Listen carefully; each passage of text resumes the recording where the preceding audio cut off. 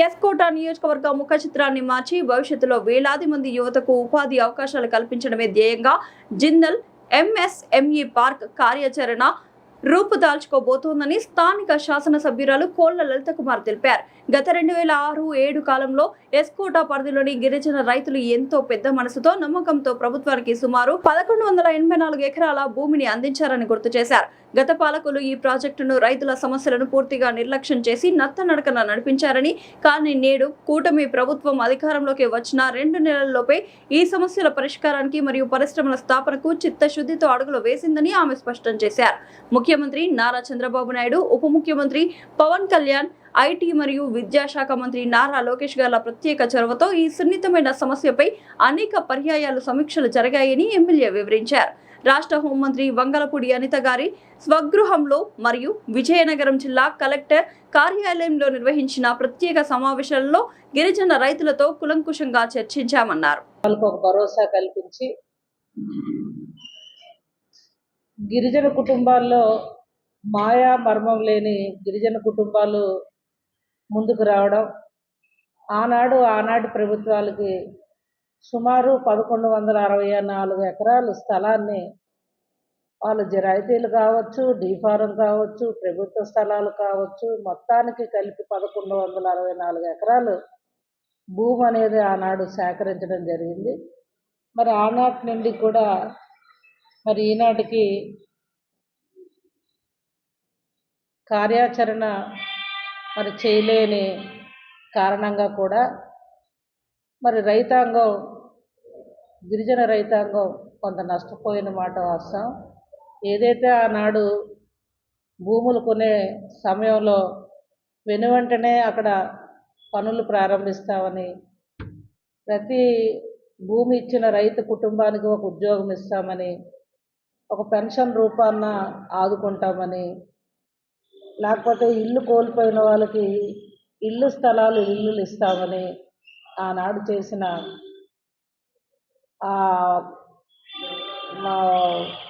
మనకి ఆనాడు ఏదైతే మేనేజ్మెంట్ వారు చేసిన కొన్ని హామీలు అనేవి నత్తనడకన పడ్డాం.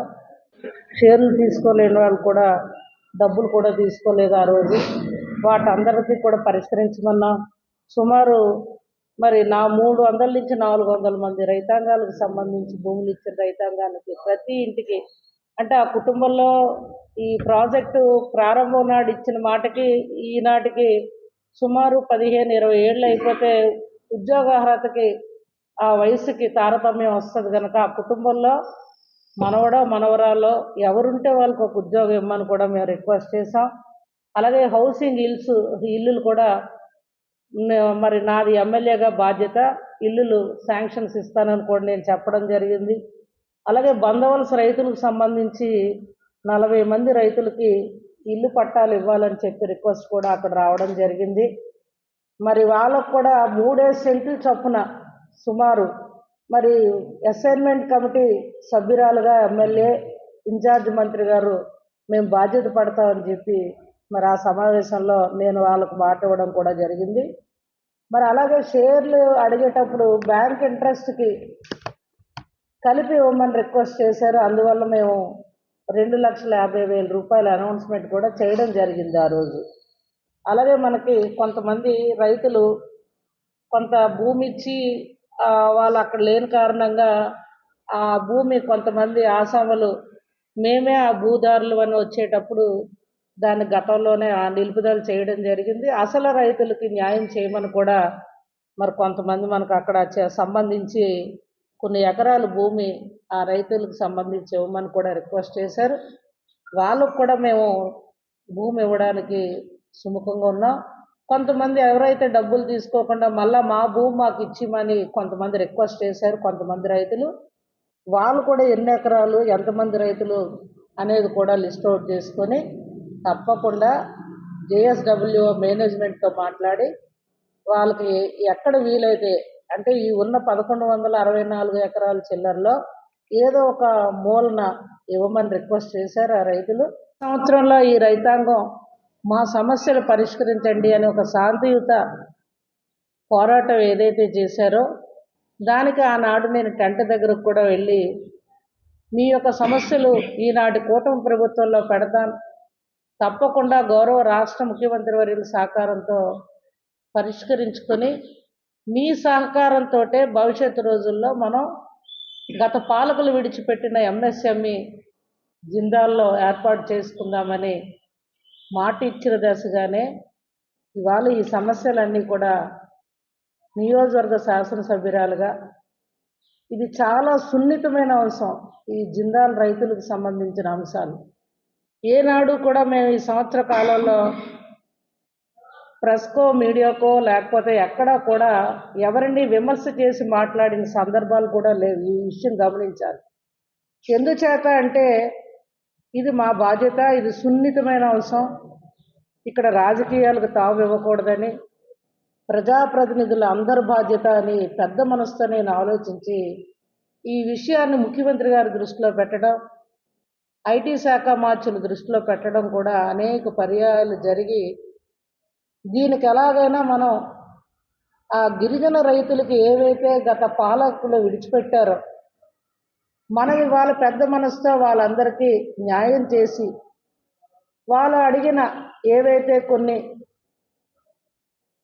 షేర్ల విషయం కావచ్చు, లేకపోతే ఇళ్ల స్థలాల విషయం కావచ్చు, ఇల్లు కట్టమని ప్రభుత్వంలో ఇల్లు శాంక్షన్ చేయమని అడిగిన అంశాలు కావచ్చు, లేకపోతే పీఓటీలో ఉన్న సమస్యలు కావచ్చు, మన అనితమ్మ దృష్టిలో, అలాగే జిల్లా మంత్రి గారైన కొండపల్లి శ్రీనివాస్ గారి దృష్టిలో కూడా పెట్టడం, మరి ఈ జిల్లా పెద్దలైన ఈనాటి గోవా గవర్నర్ గారు పెద్దలు పోస్పాటి అశోక్ గజపతిరాజు గారి దృష్టిలో కూడా పెట్టినప్పుడు ఇది సున్నితంగా పరిష్కరించుకోవాలి, పెద్ద ఇష్యూలు చేయకండి అని చెప్పి ఆ పెద్ద ఆయన కూడా మరి మాట ఇవ్వడం, అదే దశగా ఇవాళ మరి మేమంతా కూడా 2-3 సార్లు దీని మీద చర్చించుకోవడం, కూర్చొని సమావేశాలు పెట్టుకోవడం, జిల్లా కలెక్టర్ గారి ఆధ్వర్యంలో, పాత కలెక్టర్ గారి ఆధ్వర్యంలో విజయనగరంలో సమావేశం, అనితమ్మ గారి ఆధ్వర్యంలో ఒక 2 సమావేశాలు పెట్టుకొని మరి ఏదైతే మరి రైతాంగానికి సంబంధించిన కొన్ని అంశాలన్నీ కూడా